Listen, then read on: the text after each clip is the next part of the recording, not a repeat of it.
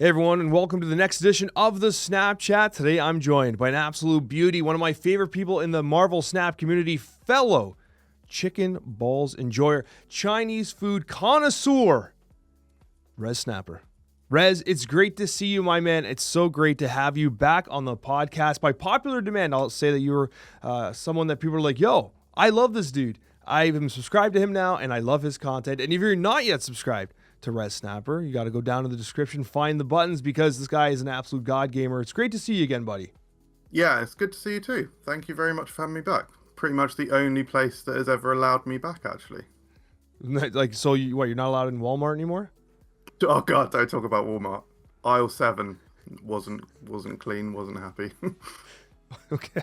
Do we pursue this conversation, or do we just? I think, you know what, for the sake of remaining monetized, maybe we'll move on. But dude, the first topic of conversation is hello, Rez. We got to catch up, buddy. We have to catch up.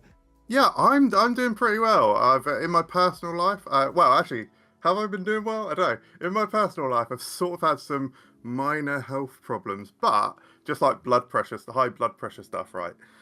But better to identify it and then make changes. So I'm like eating slightly better. I used to be completely inactive, and I'm now walking every day. So I'm losing weight and getting healthier and feeling better. So that's all going good. Rezsnapper channel is going okay. It could be doing better, so that's why you definitely need to subscribe. But yeah, I mean the community is so good to me. Like, I receive loads of lovely comments, and especially after being on the Snapchat last time, I had so many nice comments. So many people came over. So massive shout out and thank you to everyone who did. And yeah, I'm doing good. How are you? I understand you're a bit tired, right? Oh, buddy, I'm exhausted. But first of all, I was just going to compliment. You actually do look significantly healthier. You also got a snazzy haircut, I got to tell you. Looking fresh. Thank you very much. But yeah, you do look like you've done a great job kind of bringing your health back. And I think that's something that, like, even myself, like, I took for granted over the last couple of years. And it's so important. Like, it's just so important to take care of yourself, because if you can't take care of yourself, like, how do you take care of your loved ones, your family, your significant other and stuff like that? So, yeah, I think that's an extremely important thing, buddy, and I'm glad you're doing so well on that journey. As to why I'm tired, it's so funny. I actually just finished recording the Decks of the Week video, and in the Decks of the Week video, I actually hyped up. I'm like, we're doing the Snapchat with MJ. It's going to be hype, right? And we're going to record right after this, because I have a very narrow window of time before I absolutely fall asleep. I'm on like an hour, maybe 2 hours of sleep.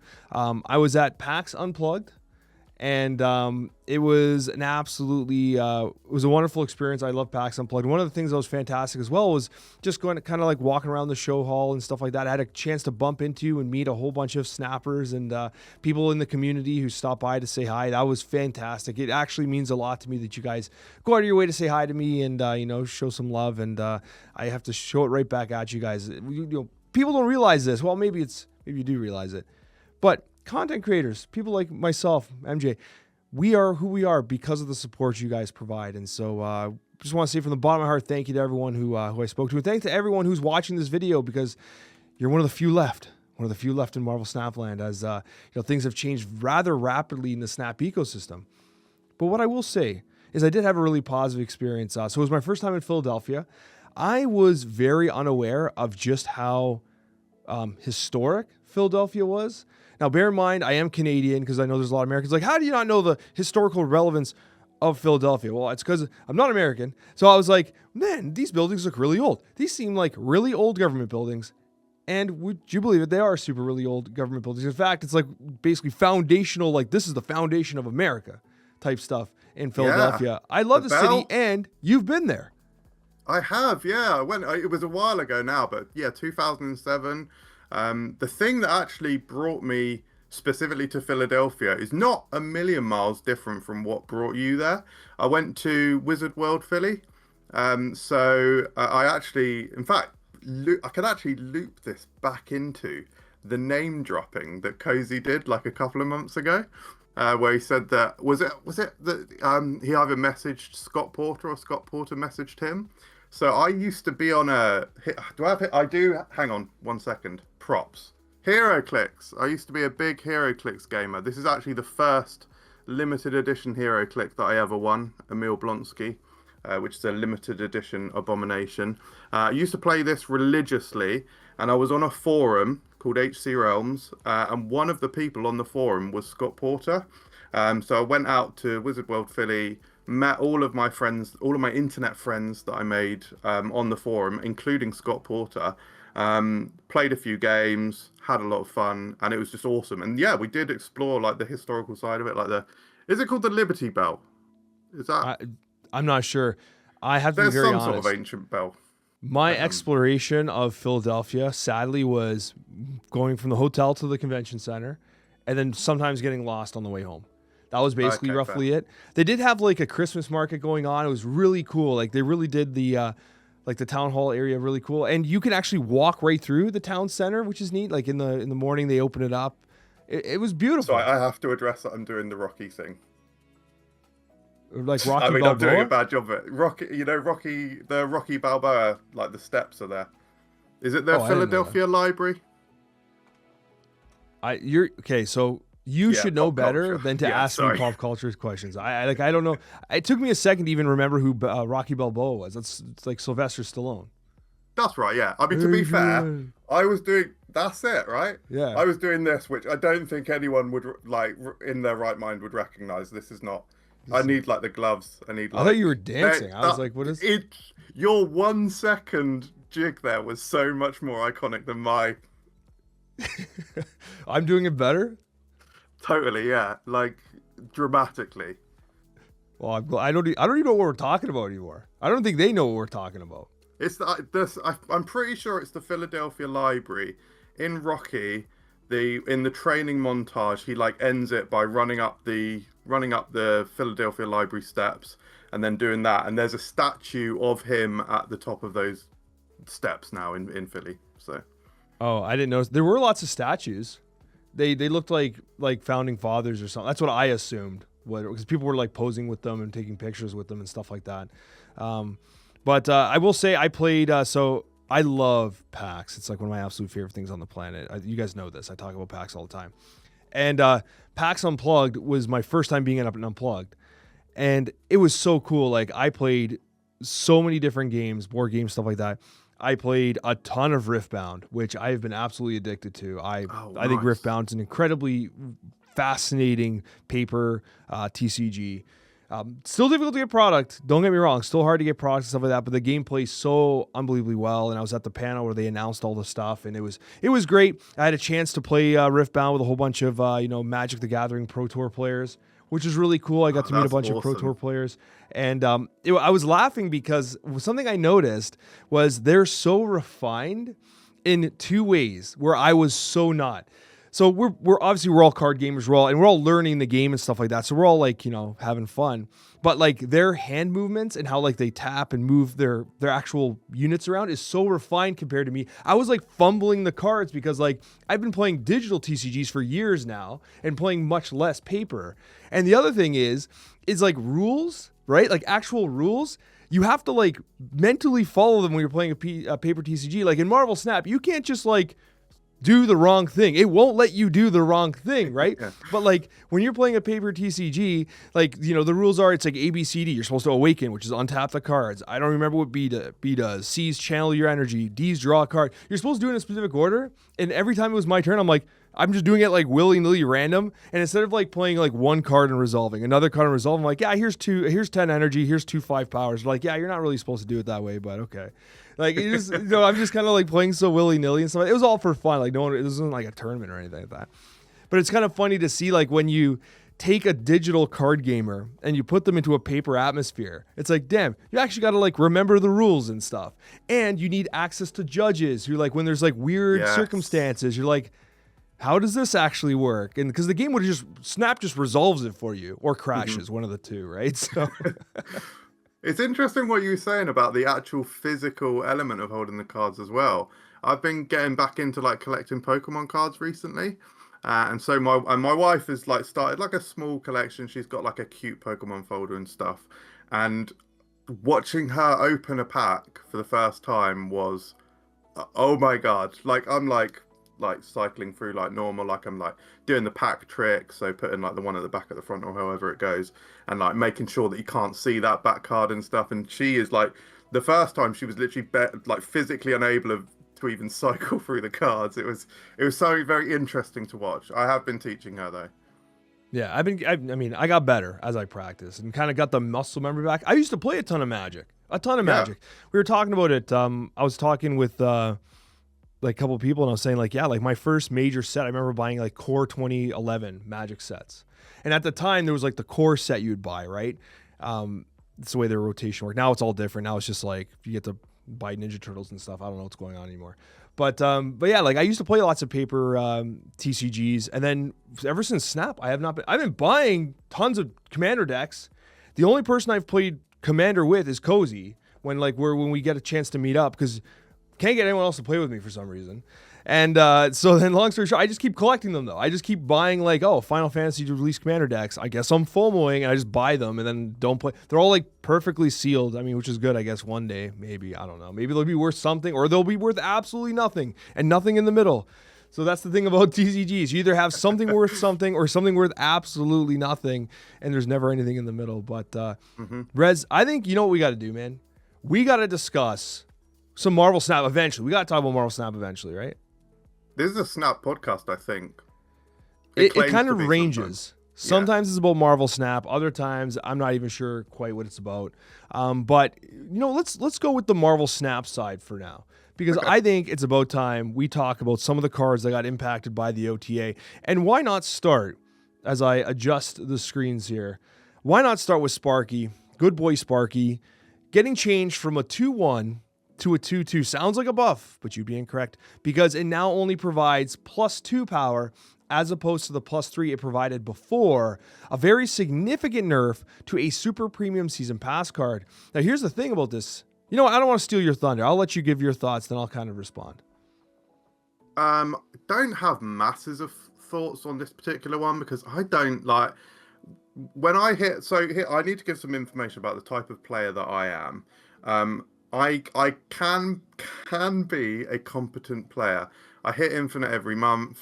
I don't find it particularly difficult to do so. Actually, I did find it a little bit tricky a few months ago, but fine. However, when I hit Infinite, all of the competitiveness goes out the window. I'm just in it for pure fun and the memes, basically. So I just tank my rank. I think I'm down to like 8,000 or something at the moment. So I don't actually see a ton of like heavy hardcore move with like the Human Torch stuff. So I've barely seen any impact from Sparky. I would say for this particular OTA and this change, I don't think it's doing all that much. You're still getting the really powerful moves, and yeah, with like a Human Torch or something, it is going to stack and stack and stack and make those changes. But the difference between a 256 power Human Torch and a 212 or whatever it would be, it's not going to make a huge difference. So I think Sparky's probably still fine. So there's a couple points I want to make. First of all, Dara actually brought up last week how much he liked Ezekiel Sims. Now, I was a little more ho-hum on Ezekiel Sims, and he ultimately didn't make any of the top 10 decks this week. I just recorded that video. But what I will say is that I actually prefer the Ezekiel Sims. I don't know how I say Sims. Yeah, Ezekiel stim packing himself. That actually brought me back to StarCraft. They used to scream and you'd stim pack each other, and then all the medics would heal. Now we're on a tangent again. We got to stay focused. Marvel Snap. No, stop talking about no. We're on a Stims tangent now. That is what I'll call him forevermore. I do have to. This is on topic. I have to show you this. Brilliant. Here we go. Do I like Ezekiel Sims? Well, let me just show you. For those that are listening, he's actually holding a gold split of Ezekiel Sims. His phone. He's holding his phone to the camera, which is it reads perfectly on the audio podcast. Yeah. I'll describe it. It's a man in a suit. It's kind of weird looking. No. I love Ezekiel Stims too. Sorry, carry on. Yeah, but what I was trying to say before I completely just messed it all up was I actually like the way Ezekiel Sims plays in move. I like the idea of like relying on Hydra Stompers and other stuff like Human Torch. Yeah. I mean, let's be honest. This card is kind of cringe. It's a Tower of Power. Completely. It's like you just combo it all over the place, and it's a one trick, right? And I don't know if Marvel Snap benefits from that. You nerfed Debris. The nerfed is okay. I understand debris was changed, not necessarily nerfed, but it's a nerf against move. Move now has more space. Debris does not counteract it as well. We have less clog functionality. That allows the Human Torch to move more often. It allows everything to move more often. Instead of having this guy carry, allows something like the Hydra Stopper to actually do well. Like, allow this to carry, get this to kind of high powers. And I think it's okay to have cards and archetypes that help carry them.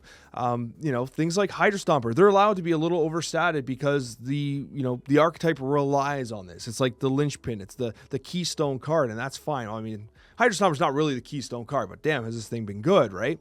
But what I mean is Ezekiel Sims does a lot of fun movement stuff, and it doesn't need Sparky. Sparky, I think, took a bullet for Human Torch. I think that Second Dinner's not quite sure how they want to fix Human Torch yet. And I'm going to say that I think the Ezekiel Sim style play, the Stomper style play, the Sparky style play, like, these things are better than the Human Torch one. I like seeing Silk bouncing around. I think having Craven getting power is better than just having a straight up massive Human Torch. And so if they can continue to refine move and make it less about one giant card and more about a balanced approach to just using well-statted cards to have a fun Marvel Snap experience, I think the archetype benefits. I don't think Sparky really deserved this change. I think that this was indicative of we're not sure how to fix Human Torch. This does remove scaling off of Human Torch because the Sparky into Human Torch, Gwen combinations and all that stuff, it was a little too much, right? You know what I mean? Yeah, I totally agree. Totally agree. I'm so not into the Human Torch style of move. However, having said that, I will play Human Torch in a more honest move deck, like the what they call mass move with. I like playing Zorn, I love playing Topaz. So I'm actually quite happy to stick a Human Torch in that deck, but it's more about, as you say, the Silk and the Stims, etc. The Stims, of course, the Stims. Storm going from a 3-2 to a 3-1 doesn't sound significant, but this is attacking the War Machine deck, which over the last couple of weeks has kind of reemerged, which is funny because I've joked about this in the past, MJ, that you have like these decks that like are still good, but they kind of just escape the global mindset of Marvel Snap, right? And you just kind of like bring them back a little bit, and you're like, oh, this deck still claps cheeks. And that's exactly what happened with the War Machine decks. I don't like this Storm change at all. I think the problem with the War Machine decks is actually Legion. I wonder if Legion, although having a really cool effect, like I love Legion, I'm OG loving Legion, but I think he's the problem.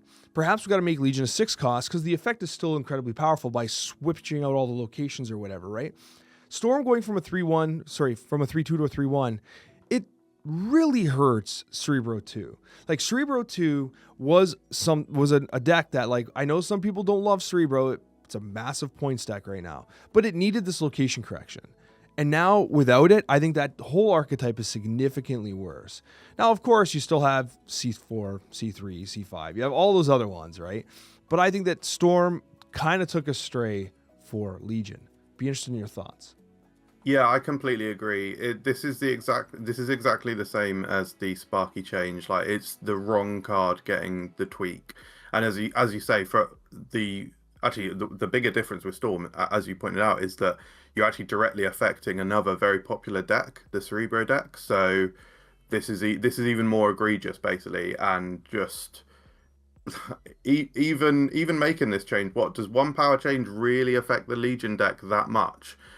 Whereas in doing so, it completely destroys her usefulness in another deck. So, yeah, I agree. But the Legion deck is super cringe and does need to be tackled in a different way. Yeah, we got a couple cringe decks out there. The Legion one is one of them, but I do agree that Storm probably took a bit of a stray there. Now, another card that got buffed was Zombie Galacti, going from a 7-4 to a 7-5. Now, I know you're going to want to talk about this, so I'm going to give you the floor here. What do you think about this buff to Zombie Galacti? So this is huge. In my humble opinion, this is huge. So I am actually one of the rare people who was a Zombie Galacti enjoyer even on the original version when it had 4 power. I cooked for so long. I played it basically religiously for a week. I've got, I think, 2 or 3 gold splits. I'm looking for an ink split, really. But I love this card. I loved it on the original version. This is definitely a big improvement. As they said in the notes as I said in the notes, if you're playing multiple cards down and you're getting multiple zombie Galacti out there, this 1 power increase is not actually technically it's not a 1 power increase. It may be up to like a 7 power increase. But then if you also think if you're doing it with, if you're playing it with, I see people playing with Gwenpool. I actually think that's the wrong way to go. I think you want to more look at cards like Galacta and even Elsa Bloodstone, which is something I haven't seen anyone else doing, but Elsa Bloodstone is fantastic. I think you also play it alongside both Wasp and Yellow Jacket. I've had massive success playing both the 0-cost cards because, yeah, in fact, and I'll say in my most recent version of the deck, I did a little stream. I did have a low win rate. I had a 40% win rate. That's partly because I stayed in 2 games, which were both 4 cubes, where I was only staying in for entertainment.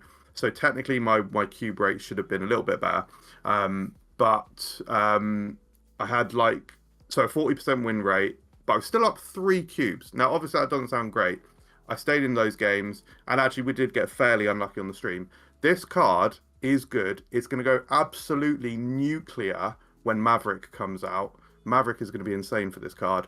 But the satisfaction of playing down a zombie Galacti, and it could, because people don't see it coming, if you're not playing a Shuri, which I do play in the deck, but if you haven't played out the Shuri, and you do fill it in a location with Elsa Bloodstone and like Galacti, you get up to like 9 power easily, and then if you're playing down a Wasp and a Yellow Jacket on that turn as well, you're getting 18 power somewhere, distributed wherever you want, where they were not predicting it. So this card is amazing. Also, one final thing, sorry.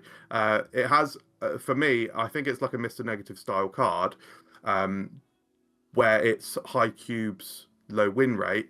But the crucial difference is this card gets underestimated, whereas Mr. Negative generally doesn't get underestimated anymore. I have so many people snapping into me, and I'm like, bring it on, give me them cubes. That's awesome. Can you remind me what Maverick does? I actually can't quite remember. So there are 3/3. Activate. Give the next card you play power equal to this card's power. Oh, I see. Yeah. Okay. That's cool. So yeah, putting that alongside Galacta, you're basically Elsa, Galacta, and then Maverick. You basically just heavily double dip. You got to get some ramp in there at some point, I guess. Yeah. So yeah, like obviously I did the video for Zombie Galacti. I wanted to love him, but I couldn't find a way to make him work. It was one of those cards that like I said exactly this. I said you can make a highlight reel of it and make it look good, but at the end of the day, like it played pretty rough, and I think the 7 energy was a major part of that. I had a couple thoughts. First of all, the 5 power is a significant buff. The challenge, though, is that when you're playing like a buff style deck, like, you know, I really like what you're explaining there. One of the versions I was trying was like, you know, you got the Chavezes, you got the Gwenpools, the Galactas, you got the buffers, right? Fastos even, if you try to cope a little bit. The problem is that like if you do something like, okay, you hit cards with Gwenpool, you might actually reset their power below what they got buffed. Like your Chavez is adding +3, your Gwenpool is adding +2 per proc. If you're not getting Zombie Galacti reliably higher than those numbers, you might actually be wasting your Chavez. You're wasting all those effects, right? So I wondered if it would have been better if it was a 7/4, but like it added power, or it couldn't go below the original power of the card. I'm not sure how that text would work, because resetting it underneath was problematic. I also thought about whether or not if you make it a 6 cost, if it's like a 6/3, is that too strong? It might just be, because if you're not having to ramp or play magic or to make some sort of magic happen to get this out, then all of a sudden it's just a 6 cost and you're playing everything that's purely buff. I think because you have a 12 card deck, Zombie Galacti, it feels like you're compromising just for Zombie Galacti. And if you don't get the Zombie Galacti, is it Galacti? We keep saying Galacti. I think it's Zombie Galacti. Yeah, I'm going Galacti because it's just from like fungi, Galactus. Makes sense. Zombie Galacti, I think, suffers from 12 cards in a deck, and this thing's trying to do too much at once. And that's what kind of strikes me when I'm playing the deck. Because if you're playing a buff deck, you probably don't want to play Jennifer Kale. You probably don't want to play Luna Snow. You probably don't want to play et cetera for that extra energy. I don't want to say those things either. I love Luna Snow. Probably. It was actually the Jennifer Kale comment.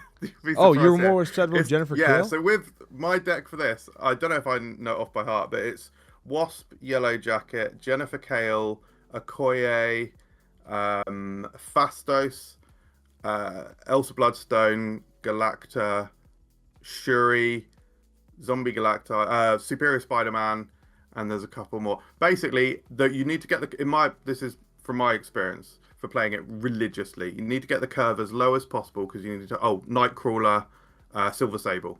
That's roughly it. Curve as low as possible because you need as many cards out as possible. Exactly as you say, you don't want to have a situation where you're buffing cards and then dropping them below. So that's why I avoided stuff like Gwenpool. I was having way too many situations where Gwenpool was hitting the wrong card or just not hitting the right thing. Whereas Galacta is more guaranteed. Yes, it's smaller, but it's more guaranteed. And because it's smaller, if you have a lower curve, it means you can get more cards out. There's also nice synergy between Galacta and a non-infected Wasp and Yellow Jacket because you can get the Galacta buff on that same turn, and those are cards that aren't going to transform. So it's got little things like that. The zero cost cards also help you balance filling up locations with Elsa, as does Nightcrawler. Allows you to rebalance. Yada yada yada. Yeah. A little bit of cope, but a little bit of cook. That's what I like to see. Cope and cook. Cope and cook. Orca, which I actually had forgotten until I did my patch notes, actually has a K in it, not a C. Orca got buffed.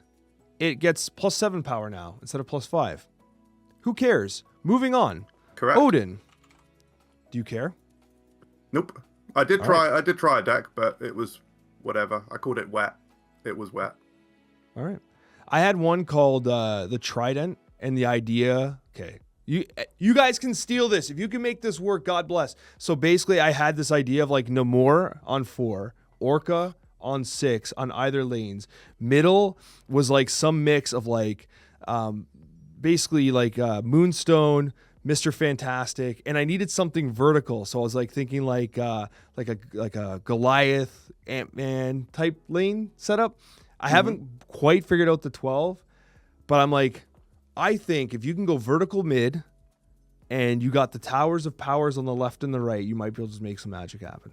It sounds cool to me. That's my kind of deck. Weird. That's your kind of deck? Mm-hmm. Yeah. So we're working on it. Odin, he's got buffed from a 6'8 to a 6'9. Outside being nice, I'll tell you, I think Odin could use some love. This is some new player love, and I think that Odin's one of those cards that, like, we've seen some buffs to this, like, on reveal type stuff. Like, obviously you see it in, like, Beta Ray Bill stuff. We don't see a lot of Beta Ray Bill. But notably, things like White Tiger have been buffed pretty significantly over, like, the last year, right? Like, White Tigers are actually kind of chunky now. Yeah. The problem is I feel like these plays are super choreographed and no one actually sees the plays through because everyone just retreats all the time, and that's what feels bad about it, you know what I mean? It's funny you say that because I did, like, someone played a White Tiger, like, deck with Odin against me recently, and I was like, I just wasn't really seeing it coming, and I was like, wow, they absolutely destroyed me. But yeah, so I honestly think Odin is a good card, so fine, going to 9, cool. When you have your Odin set up, like when you do like the Wong White Tiger into Odin combo, either one of two things happen. One, they retreat, or two, they snap on you and you're like, it's because they're going to play Cosmo. They slide Cosmo in and you cry. Those are the only two scenarios. Yeah, and that's kind of why I feel a bit bad here and there. Now, talking about an OG card, because we've been somehow talking about the OTA for a long time. Wave needed some love. Is Wave actually a Zombie Galacti buff, by the way? You could theoretically play Wave in a Galacti deck. It's not crazy. It's not good. Also, this is kind of a Hydro Man thing. Wet cost. What? Sorry for so audio many listeners. like perfect toys just to show. Just props. Oh, you want more Hydro Man? Audio listeners, I'm holding up 2 Hydro Man items. One is a figurine, one is an action figure. Don't worry, it's all good. And I never even heard of Hydro Man prior to Marvel Snap, and you got actual figurines of him, which is wild. But that's not the last person who got buffed, because everyone's favorite waifu went from 3/4 to 3/5. C5 enjoyers not caring because you're going to pull a card that's probably not 5 power. But anyways, White Queen 3/5. Rez, what do you think? This one actually pissed me off. This one actually pisses me off. Because actually, overall, I quite like this OTA. A few like little small ones, a few little buffs, like it not too great. And obviously, well, Galacti, but yeah, I'll try not to talk any more about Galacti, but I obviously love that. This is basically insulting because this card is so bad I genuinely think it might be one of the worst cards in the game because, so first of all, from a competitive standpoint, I don't think there's a single use for her whatsoever apart from like maybe in a destroy deck, maybe you can copy a Death, but Death's probably cheaper by turn 3. So no, from a competitive standpoint, absolutely not this card, right? So you're like, oh, okay, so even if you're just playing it for fun, if you're just playing it, if you just want to play a fun, cutesy shield deck, it is literally unplayable, even in a fun deck, because you will not have fun. They need to like, and it just, I don't know, the solution kind of seems obvious. A very simple solution would be the card costs 1 less. Like that, and that might not even still be good, but it's better than this. Better than a 5, like, this is so bad, I'm sorry. So I think, first of all, I think you're missing the point. Like, you're aware that this card is just a pure thirst trap, right? Like, that's the only reason why this card exists. I did buy the variant that was just on screen because of that, but... All right. Now that we can agree that that's the real reason why White Queen's in the game, what I'll tell you is that I think you're wrong, sir, because I think this card is absolutely playable in Airsham. Airsham, Kang, White Queen, full cope. Come on, man. Get that Quinjet out there. Can't be that bad. 3-5? Come on. Well, listen, I'll try it. I'll try anything once, but I'm not convinced. Well, that's fine. I'll spend more time with White Queen then. That's okay. I'm willing to take that bullet there, Rez. As we move to a discussion about a couple of the most recent cards to enter Marvel Snapland. Spiderman Noir. He came out, and he was, I'll say, interesting. And I realized far too late, and this is shameful on my behalf. I'm willing to admit this, and I'm going to admit this out loud because I know for a fact there are a ton of people out there that are like, yo, I didn't notice that either. This 08 right here, audio viewers getting scammed again, by the way. This 08, it actually keeps track of the power on the board for you. I never even noticed this until someone mentioned it to me. I'm like, bro, what? I was doing like math. Like, let's be honest, it's not really hard math. It's like grade 3 math. Not even grade 3 math. You're adding 2 and 3 and 1 together and stuff like that. But like the thing counts for you, which is kind of beneficial. But 4/6, this thing on reveal, if your other cards in play cost exactly 8 total, add the top card of your deck here, set its power to 8. So first of all, Rez, this was half the time the most vanilla 4/6 you could possibly have because like it just got ruined somehow, right? But when it went off, when you had the play lines, not only is it a deck thinner, you're often pulling good stuff at 8 power. Like there's few cards that actually go above 8 power, right? This card honestly wasn't that bad. And I like the design. Cool design, power level wise and like consistency wise. I'm not sold. When it hits, it hits. And when it doesn't hit, it feels horrible. This is the type of card that has a very high ceiling and a horrible floor. Like whatever 4/6 is when you don't want to play a 4/6 vanilla card. You thought White Queen was bad at 3/5. Oh, you got notes? You ready to go? All right. Rez, I now deliver the floor to you. So I actually got Spider-Man Noir pretty late. I usually pick up the cards like same like day of release, but this was like I think maybe like only a few days ago is when I picked it up. So I hadn't played it that much. So I knew we were going to be talking about it today. So I was like, okay, I need to put in a little bit more time with Noir. So I did 10 games. Okay. And then after a couple of games, I was like, okay, I'm going to have to write down what the hell is happening here because this is not feeling good. And I was doing like a Silver Surfer deck, which I think is one of the better performing versions of the decks with him. So the first game, I actually pulled it off. And then I actually continued with my game. No, sorry. I do apologize. That was inappropriate of me. I did manage to pull a card and it was Fastos. Cool, fine, felt good. Second game, I was against Clog. I had Spider-Man Noir in hand. I was like, this is going great. They played Hood. I was like, okay, this is going badly now. And yeah, they Green Goblined me on turn 3. So I was like, okay, cool. So I got disrupted. My third game, I didn't draw him. My fourth game, X Mansion. So that ruined it. Fifth game, they played Green Goblin from Arishem. Sixth game, I did pull it off. I got Forge. Actually, that was a little bit frustrating because I was playing a second card that turn. I think it was turn 5 or I can't remember. There was some sort of shenanigan that allowed me to play a second card. So when the Forge came down, unfortunately it hit the card that I played that turn instead of my Brood, which was in hand and stuff. So even though that triggered, it didn't feel mind-blowingly good. Seventh game I didn't draw. Eighth game Monster Island. Ninth game didn't draw. However, my opponent did draw Spider-Man Noir and kicked my ass with it. They pulled Red Guardian. And then on the 10th game, I didn't draw. So I'm really sorry to give like a boring list of 10 games, but it's exactly as you say. The power level ceiling is so good. Like, it's such a cool ability. It's just so hard to achieve. It would be hard to achieve if you weren't getting disrupted, because you're not drawing him all the time. But with the disruption from locations and everything, oh god, it feels so frustrating rather than fun. So I do not like this card.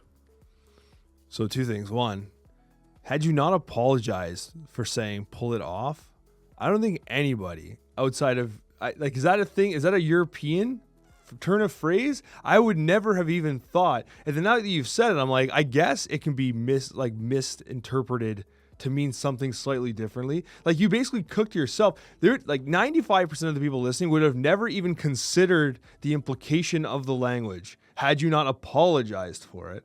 But also, how dare you? Now we're demonetized. Spider-Man Noir.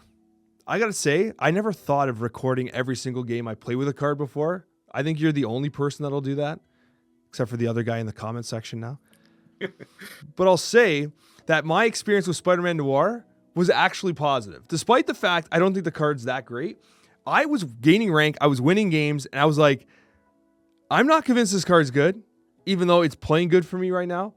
But I will say it's fun. And I will say this is a card for someone out there. Is this potentially going to be meta? Maybe. You did mention Silver Surfer. Silver Surfer, according to Untapped-based statistics, ranked 80 to Infinite.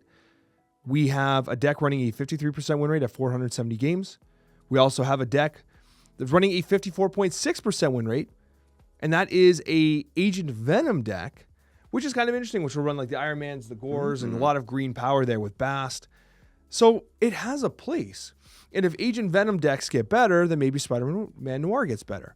I don't think this card needs a buff, so to speak. And I'm kind of surprised that like really intricate shells weren't cooked with it. This is like one of those cook cards, but it's also still early. This is the kind of card where it wouldn't surprise me if like another card gets released down the road and then someone's like, how about that Agent Venom shell? And they go, and all of a sudden Spider-Man Noir is popping off. It's one of those cards. I think there could be something with cards which generate skills. I don't think you can put skills, I should say, I don't think you would want to put skills in the deck in case you accident, in case Spider-Man Noir pulls the skill. But cards that generate skills, like especially Merlin, because Merlin can sort of manipulate the number of cards on the board or their cost by like once in future taking them away or polymorph increasing them. So he's that malleability that he can do. And then like just other skills, because they disappear, you're spending the energy but not creating the board space. So it could be something there. So I do have hope for the card, but yeah, I personally found him more frustrating than fun, but I have hope for him.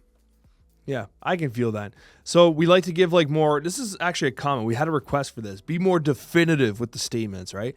So, Rez, yay or nay, investing 6K tokens in Spider-Man Noir. Hit it. Poopy, no scope, 360, no. Oh god, why have I just said it? No, don't. I don't think so. On this one card that you should get it. No, don't get it. Okay, do not get Spider-Man Noir according to Rezsnapper. And I would tend to agree. If you're looking to be competitive, I think that Spider-Man Noir is probably a skip at the current moment. But with the caveat that it wouldn't surprise me if this shows up somewhere, honestly, because I think that like the effect is potentially powerful. But statistically speaking right now, it's not necessarily performing. Now going on to the next card that was released, we have Deafening Chord. Deafening Chord was a skill, a one-costed skill that reads, on reveal, afflict an enemy character here that costs 3 or less with -1 power and remove its text. It's basically Baby Red Guardian. Rez, I'll give you the floor. What has your experience been like with Deafening Chord? So again, this is a card that I've played a little more Deafening Chord than Spider-Man Noir, but again wanted to get a few games in before we recorded tonight, and so I did the Spider-Man Noir games first. As I said, I did 10. Then I moved on to a Deafening Chord game, a deckhand game, and it was literally like poetry. Like you couldn't have written it. Okay, so first game with Deafening Chord, I'm against a Spiderman Noir deck.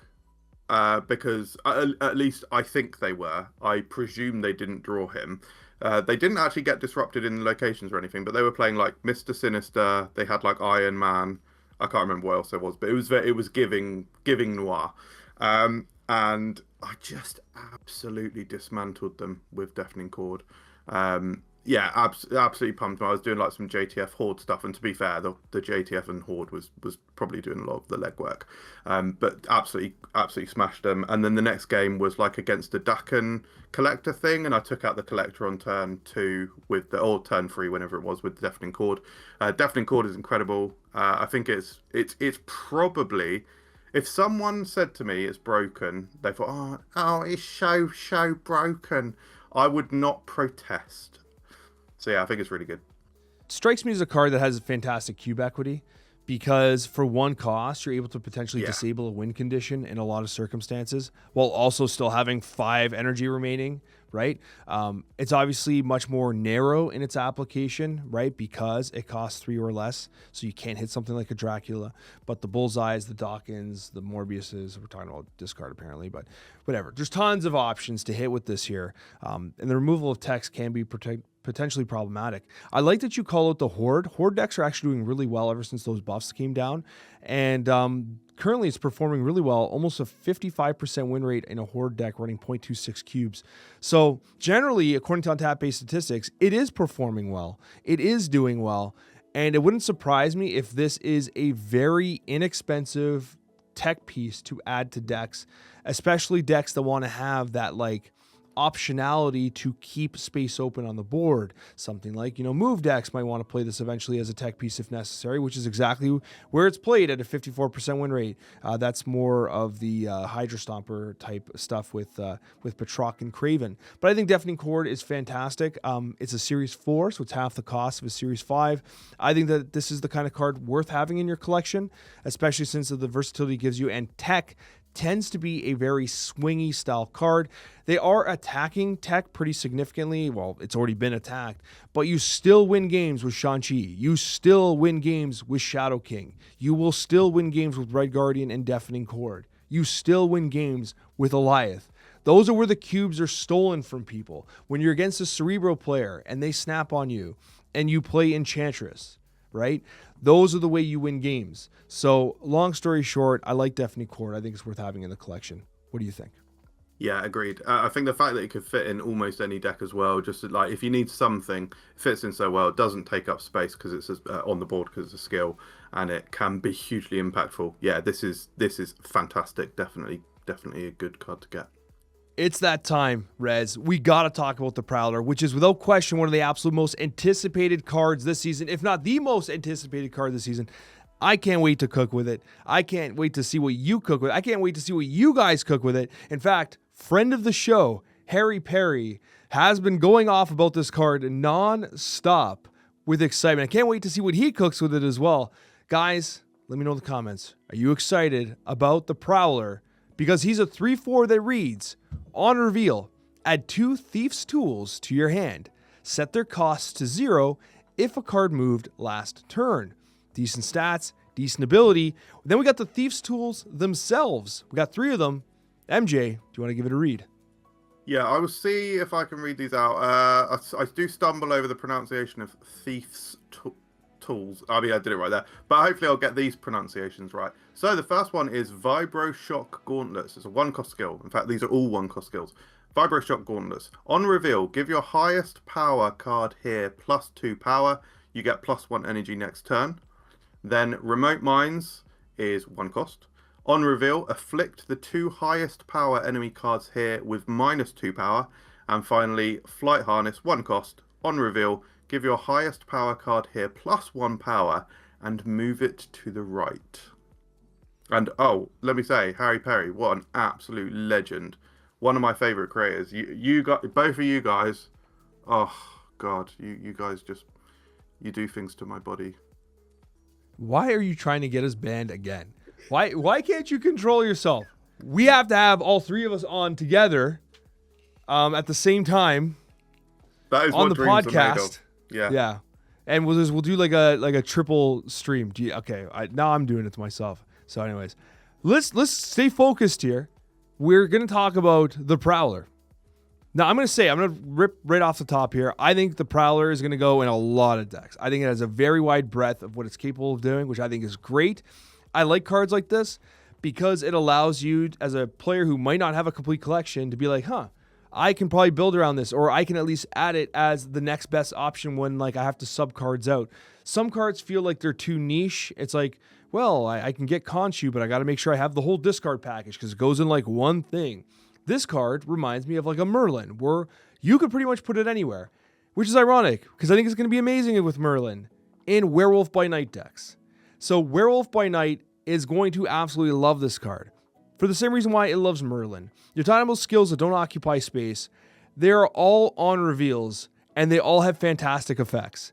There is no way you're not going to love playing this with Werewolf by Night. In fact, I think that's where you're going to go right off the rip because it is just too good, and Werewolf by Night moves. It moves. They're a match made in heaven. Rez, talk to us about this card. This absolutely beautiful card. Yeah, I completely agree with you. This is so cool. I love the design, love the character as well. I think the skills are absolutely sick. Reminds me a lot of Kate Bishop as well. I think it's kind of Kate Bishop 2.0. I think the key difference is that I think the skills are generally much better than the arrows, I'd probably say. I'm also loving this JTF. I'm a big Whacking Taurus Falcon enjoyer. I've always wanted the world for him. I do find that I don't often draw him though. Maybe it's negative bias or whatever they say. Like you remember the bad times more than the good. I don't know if that's a phrase or I'm sure people know what I mean. But I'm loving that we've had things like Deafening Chord recently and things that I can't remember. But this is going to be great with JTF as well. And just as you say, I think it's going to fit in so many decks. Werewolf by Night is going to be absolutely crazy with this. The fact that one of the skills also generates energy as Merlin does, it's adding this extra layer of consistency to that deck. It's just so good as well. But Collector's going to enjoy it. Yeah, I know Collector's not exactly the best card in the world, but he'll enjoy getting a couple more ticks up on his power. Yeah, it's great. Love it. It feels so low risk. You're getting a 3/4 decent stats, but as you said, each of these effects are great. They're not niche. Like you pretty much can play these at any time. Like you're going to have a highest power card at a location. You're going to have like cards to hit. Like maybe you don't have two enemies there, right? That with the remote mines, maybe you're not hitting two enemies, right? And I think maybe Flight Harness might not be super useful a lot of the time, but even if it's just triggering like a Werewolf by Night movement, I don't think you'll even care. Yeah, but even then, like that means though that you could play this in like the Silk Hydra Stomper style decks. Yeah, true. Right? And like it's just free. These are going to be free. Like they're literally going to be free, and you get two of them. In the type of decks you're playing him in, even in like a Silk deck, a Silk might get moved on turn 2 if your opponent, if you have priority rather, which you might not if you've played like Betroke on turn 1. You might not have priority. I mean, you might. Silk might move on turn 2. Otherwise, I don't think generally you're going to have a card having been moved by turn 3. So either you hold off and play him later, and if you can get that reduction, fantastic. And especially in a Werewolf by Night deck, that's probably easier. But having said that, I think even these skills at one cost, they're still good. They are good. They're good skills. And if you can get that card moving on the prior turn, get that on reveal activated, set them to 0. Like you have so many options as to how you can combo them on that next turn. Or actually, they're just set to 0. Like you don't even have to play them on that next turn. You could hold them if you want, play Devil Dinosaur or whatever you want, whatever cope you want to do. You have that optionality, which I think is fantastic. I wonder. You bring up a good point though. I wonder how often you're going to be in a position where you don't actually get them down to 0. Like even if you're playing a move-centric deck, like how often are they going to be one cost? You're right, it's not the end of the world, especially you consider what they're doing. Because, Deafening Chord, I think, is better individually than these. but these are still really good, right? Yeah. Especially Vibro Shock Gauntlets is ridiculous. It's if Vibro Shock Gauntlets does cost 0 if you have triggered that move, then it's basically a +2 energy, sort of +2 power. It's like worst case scenario, even if you paid paid 1 to play it, it's still sort of free because you gain the energy next turn. So it's just a free gain 2 power. And it's not taking a spot in your deck. Obviously, it is from Prowler, but yeah, that one's crazy to me. So we got the Werewolf by Night. Do you think that it'll work in like the Hydra Stomper style move, which is kind of where I expected it to go as well? I think it will, because in the version of the mass move deck that I play, there are some slightly awkward curves, especially in the like turn 4 and 5, sort of. I mean, I do like what's his name? Oh my god, I've actually forgotten the name of a card. The red X-Man who expels green energy and allows you to move. Hellion. Hellion I like playing on 5. But outside of that, it can get a bit sticky. I mean, yes, I do play Zorn, but like you can have like Topaz and Spider-Punk or like Red Wing and all these cards, and you can't quite play them together on turn 4/5. So having that one cost from the skills, or 0, that you can like fit in and fill in, especially gaining the extra energy as well, that's really going to help. So I think definitely going to fit in there. Mm-hmm. I just think this crucially to say, actually, sorry, as a 3 cost, will also get moved by Zorn, which is not a bad thing necessarily. It's an extra Hydra Stomper ticket, might be a Craven tick, etc. Yeah, but unfortunately, I wonder if you have Zorn in, you play the Prowler on top of Zorn, the card still won't be free because it's still that current turn, right? No, so it's only relevant for like Craven and Hydra Stomper stuff. Mm-hmm. It is. Now you could get around that with like even something as simple, like I wonder if something like a Nightcrawler makes sense. You know, you top deck the... Yeah. Well, no, because if you're top decking them, you can't really top deck. Now that I realize it, you can't top deck them either unless you've already been moving things anyway. Because if you're holding a Nightcrawler turn 1, if you're hoping to top deck them turn 3, you'd have to move the Nightcrawler on turn 2, right? Yeah, which you're basically getting no benefit from apart from +1 on Hydra Stomper. So I do think that like now that I'm like playing it through, it's like these are the types of things when you play the card, you're like, oh yes. Yeah, it's a little awkward. But I think the fact that the skills are still so good, even if you're paying for them, I think that's the thing that doesn't make it too bad. So I'll pitch this question to you then. So Rez, let's say this card was a 3/4 that just gave you these skills. Do you still think it's good? I still think it's really good, yeah. So what you're suggesting then is that getting the skills to 0 is just gravy on top. Yeah, I think it's crazy if you can get them to 0. If this card didn't have the ability to make them free, I bet you would have been a 3/5 with this ability, right? 3/5, 2/1 cost things. As a 3/4, you have the condition to meet to get it to 0. I think makes more sense. Yeah. I can see what you're saying. And you know what? Like, even though, like, as we talked about it, I'm like, okay, hold on. There's a little more nuance here that perhaps I'd originally considered, which happens all the time, right? Like, there's cards that impress to the high side. There's cards that impress to the low side. Like Zombie Galacti, what a piece of garbage. Yeah, but on that note, that is exactly what I thought of when you were explaining that. I had so much fun. I know I'm talking about Zombie Galacti again, but I had so much fun unlocking. I baited you, so it's okay. And like unlocking that card and figuring out what to do, because I spent a week doing it. I was trying so many things. I was like, no, you want the lower curve. And then he was like, but how many cards do you put in that give you the ability to play a 7-cost card? But how many buff cards do you play and all that? And it was, sometimes you just don't know until you play it. Something else is worth mentioning here. I think that there's potentially some benefit for Superior Spider-Man. These are going to generate some plus power, some green power for Superior Spider-Man. That might be beneficial. I don't know. Okay, I'll pitch this question to you. So when you're playing Clog, you play Kate Bishop for the chance, the fitty, of getting the Clog arrow, the acid arrow. If you're playing Affliction, do you take the 66% chance to get those remote mines? I think that the 3-cost slot is quite competitive in Affliction. You got Hazmat, Diamondback.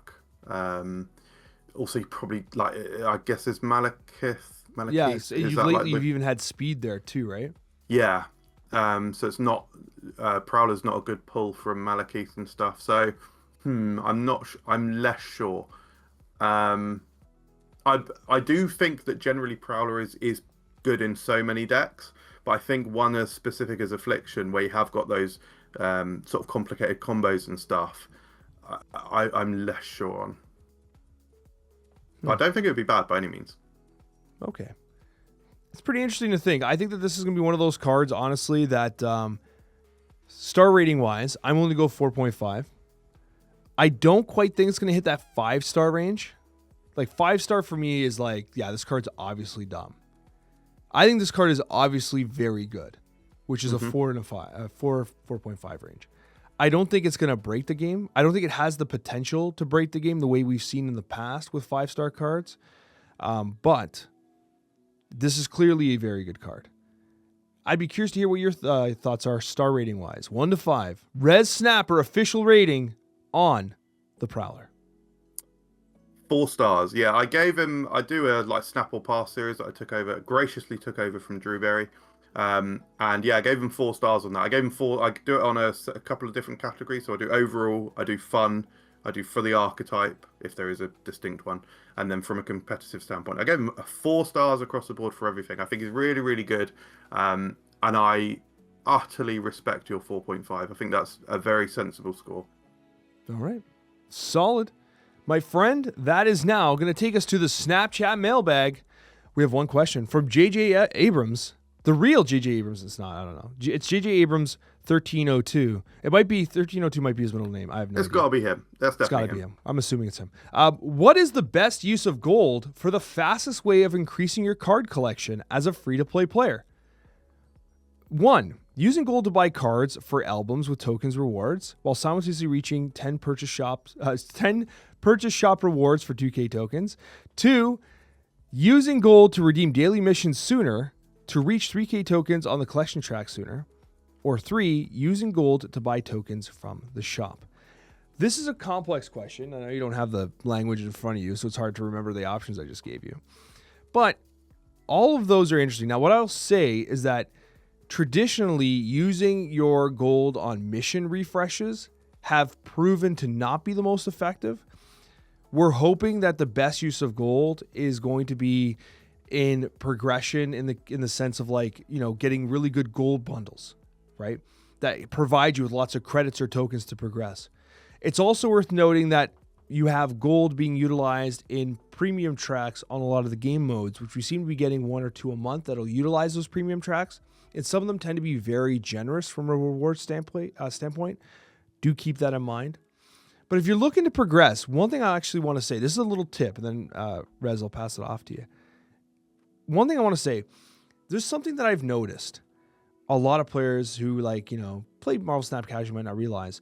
The first upgrade you do on a card, the very first, you get 1 collection level for 25 credits.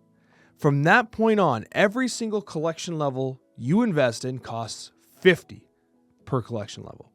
That means that if you are trying to progress your collection level to get another 3,000 tokens or whatever you want, or get another, collector's reserve, the best thing you can do is sort by new or sort by rarity in your collection, and every single common card portrayed by a gray border, upgrade it to green, upgrade it to common, or uncommon. Yes, the Abomination green. And that you're going to actually get double the progression for your credits. You're spending 50 per collection level regularly, but that first upgrade gives you 25. Now, obviously, it's limited by how many variants you have in your collection and stuff like that, but you just might pull a couple extra reserves, or you might get to that 3,000 tokens you're looking to get for Deafening Chord or whatever. So I know that we're kind of off the beaten path here a little bit, but Rez, do you want to make a couple recommendations for how people can use their gold to increase their card collections as free-to-play players? Yeah, so first of all, I'm definitely the worst person in the world to ask because, yeah, just don't have that information. But so I would actually say, check out Lauren Whatevs on the platforms that she's on, I guess X and whatever, because she's really good at that stuff. From a personal standpoint, the stuff that I prefer most to spend gold on is the bundles when they have when they have either a variant that I want in, or really I'm looking at the credits. Even if I like the variant, I'm only going to get it if the credits are good, and then the credits obviously advances your collection level and track and stuff. And also, I mean, the reason I do it is because it gives me more ability to split the cards I want to split, and hence why I've got a gold Ezekiel Stims and like 2 or 3 gold Galacta or whatever it is. Because I make bad decisions in my life. No, that's personally what I like to do. One thing I'll say is that using gold to target very specific albums, sometimes the token rewards are worth it, but most of the time, don't invest in albums that don't have those type of rewards, obviously, right? Yeah. But there are some where like the second track will be a token reward. And if you like the variants, then go for it. But I do want to mention this as well. I think that Marvel Snap has an issue with its spending, whereas spending gold doesn't often feel good. It really doesn't. Yeah. However, the sad part is that gold is so vital to the experience. Because you want to get variants, you want to do those things, but ultimately that's probably not going to be your best use of gold, obviously. But when it comes to spending your gold, right, one of the things you can do for sure is obviously spend it where you want to, right? Harry Perry on a prior podcast mentioned the fact that like he invested in a Mirage variant because it's his favorite character and that brought him joy. Don't be afraid to also like not worry so much about progression and actually just love the cards you're playing too. It's also worth noting, if it's not inherently obvious for people, that you do have an opportunity to get gold after the season pass, like the free, what are they called now? The booster boxes at the end. The seasonal caches or whatever they're called, right? Oh yeah. Sorry, yeah. Usually you get like 10 boosters or whatever, but there is chances to get gold there. It's one of the few places actually, like they're pretty stingy with gold. We used to get gold in the collector's reserves, but they took that away from us. That's probably why you don't get a lot of gold anymore. Except for that rank 90, that sweet 500 rank 90 that is so ever so sensual. But anyways, at the end of the day, Rez, it was an absolute pleasure having you on this podcast once again. And, we got to get that triple threat happening with myself, you, and our boy Harry Perry. One of these days we'll have to get him on. And I got to say, guys, I appreciate each and every one of you. Down below, I'm going to link the content of Rezsnapper. In fact, you've got a video on the Prowler, don't you? I do, yes. Snapple Pass. So I've done a deep delve theory crafting into him to see if he's any good. And coming up, what have I got? I did a fun leaks video recently. That was cool because I think the dragon cards look awesome. And I'll have a new Snap Packs planning video out next weekend. / if you're listening to this later the next weekend or on next weekend, then it will either already be out or you can watch older content, and that's all fantastic. And the way you solve that problem is by subscribing to Rezsnapper, and you'll be notified when the videos go up. Thanks so much for watching. I'm going to go to bed, and we'll see you on the next one.